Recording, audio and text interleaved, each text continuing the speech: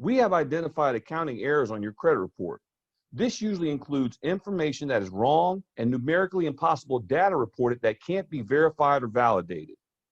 Errors in information regarding payment history, amounts owed, and past due balances.